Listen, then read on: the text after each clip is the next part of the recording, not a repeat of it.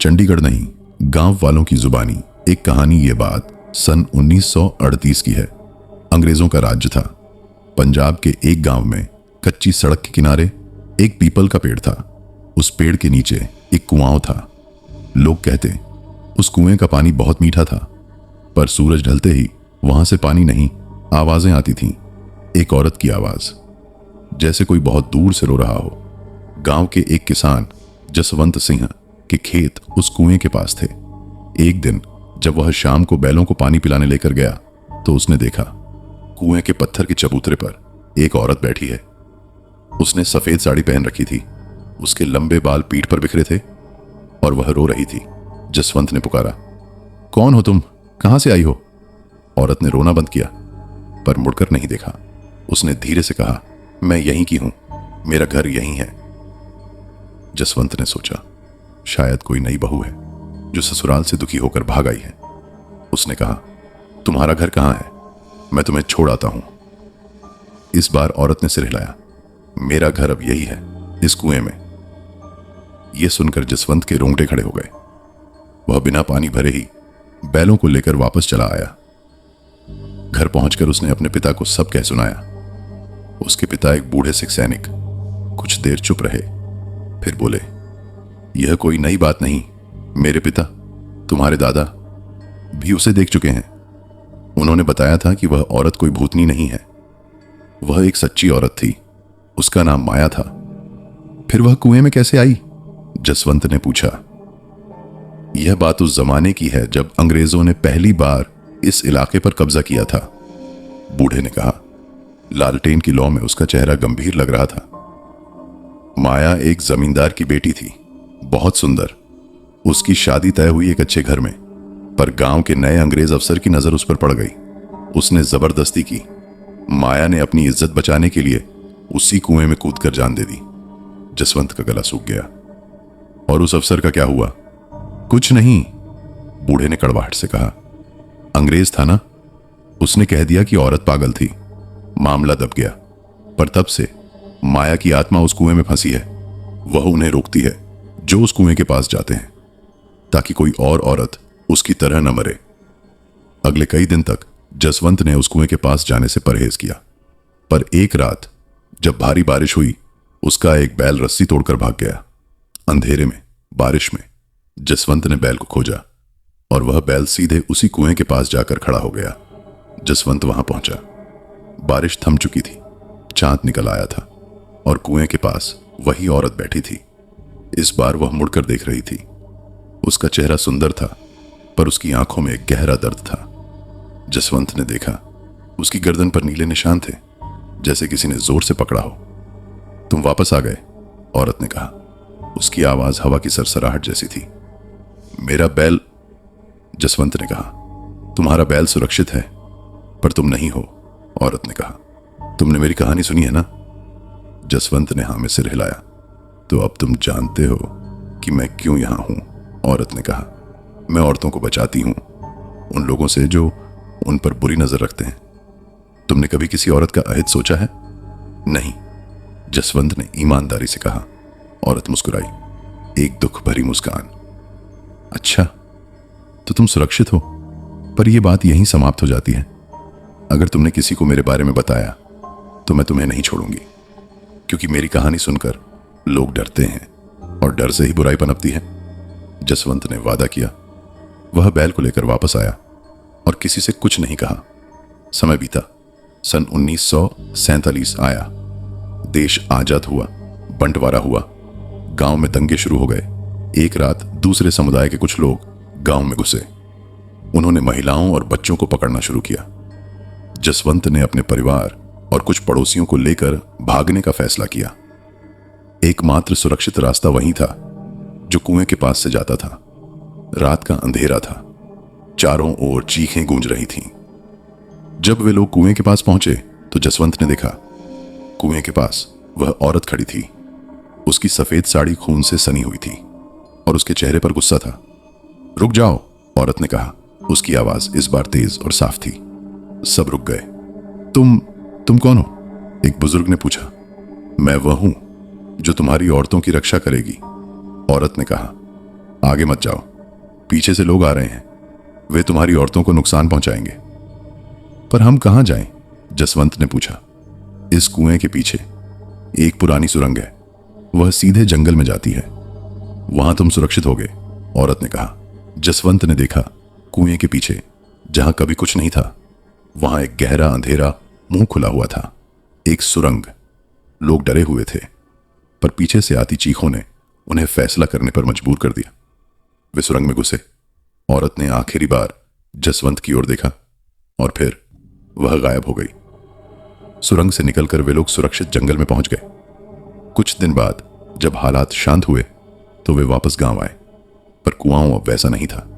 उसका पानी सूख गया था और उसके पास की जमीन पर एक अजीब सी निशानी थी, सफेद साड़ी के एक टुकड़े जैसी, जो पत्थर में जड़ी हुई थी। आज भी गांव के बुजुर्ग उस रात की बात करते हैं। वे कहते हैं माया ने उनकी रक्षा की थी। अपनी मौत का बदला लेने के बजाय उसने जिंदगियां बचाई थीं, और शायद इसीलिए अब वह शांत हो गई है। पर कभी कभी पूर्णिमा की रात को जब हवा चलती है तो कुएं के पास से एक मधुर गीत सुनाई देता है, एक औरत की आवाज में। वह गीत पुराना पंजाबी गीत है जो माएं अपनी बेटियों को सुलाते वक्त गाती हैं, और जो कोई भी वह गीत सुनता है उसे एक अजीब सी शांति मिलती है, जैसे कोई उसे यह याद दिला रहा हो कि डर से बड़ी ताकत सिर्फ एक ही चीज है, दर्द को देखकर भी दया दिखाने की ताकत। साल गुजर गए। जसवंत सिंह बूढ़ा हो गया। उसके बेटे प्रताप सिंह ने खेती संभाल ली। परिवार आजादी के बाद के नए भारत में पल रहा था। गांव में बिजली आ गई, कच्ची सड़क पक्की हो गई, पर उस कुएं का इलाका वैसा का वैसा ही रहा। लोग अब भी वहां जाने से कतराते थे। कुएं का सूखा मुंह और पत्थर में जरा सफेद कपड़ा गांव की एक चुप्पी बन चुका था। एक ऐसी कहानी जिसे बच्चों को डराने के लिए कहा जाता था, पर गंभीरता से कभी नहीं सुना जाता था। प्रताप के बेटे का नाम तरसेम सिंह रखा गया। वह दिल्ली यूनिवर्सिटी में इतिहास पढ़ने गया। एक दिन कॉलेज के एक प्रोजेक्ट के लिए उसे अपने गांव के मौखिक इतिहास को दर्ज करना था। उसने अपने दादा जसवंत सिंह से पूछा, दादाजी, गांव की सबसे पुरानी याद क्या है आपकी? बूढ़े जसवंत ने अपनी धुंधली आंखों से तरसेम को देखा। उसकी आवाज कांपती हुई थी। सबसे पुरानी याद नहीं बेटा, सबसे गहरी याद है, वह कुआं और वह औरत। तरसेम ने कहानी सुनी, पर उसने इसे एक पुरानी अंधविश्वासी कहानी समझा। एक इतिहासकार के तौर पर उसके दिमाग में सबूत चाहिए थे। वह कुएं के पास गया। उसने पत्थर में जड़े उस सफेद कपड़े के टुकड़े को देखा। वह असली लग रहा था। उसने गांव के अभिलेखागार जो मंदिर के एक कोने में पड़े थे खंगाले। पुराने कागजातों में उसे एक नाम मिला, माया देवी। पिता का नाम लाला रामचंद। एक बहुत पुरानी रजिस्ट्री में लिखा था, लाला रामचंद की पुत्री माया देवी का देहांत दुर्घटनावश सन 1898। 1898 अंग्रेजों का जमाना। यह मेल खा रहा था, पर दुर्घटनावश शब्द ने तरसेम को शक में डाल दिया। उसने गांव के सबसे बुजुर्ग व्यक्ति पंडित जी से बात करने का फैसला किया, जो अब 90 साल के थे और जिनकी याददाश्त धुंधली पड़ चुकी थी। पंडित जी को तरसेम का सवाल समझने में वक्त लगा। फिर उन्होंने धीरे से कहा, माया, हाँ। उसकी आवाज बहुत मीठी थी। गाती थी तो चिड़ियां चुप हो जाती थीं। पंडित जी, उसकी मौत कैसे हुई? तरसेम ने धीरे से पूछा। पंडित जी की आंखों में एक चमक आई, फिर एक डर। कुएं, उसमें कूद गई, पर कूदी नहीं, धक्का दिया गया। किसने? पंडित जी ने इधर उधर देखा, फिर तरसेम के कान में फुसफुसाया, साहब ने, नया अंग्रेज साहब। उसने शराब पी रखी थी। माया ने उसका हाथ छुड़ाया तो उसे गुस्सा आ गया। लड़ी वह, बहुत लड़ी, फिर चुप हो गई। यह एक नया सच था, हत्या, आत्महत्या नहीं। तरसेम ने महसूस किया कि उसकी सांसें तेज हो रही हैं। और फिर क्या हुआ?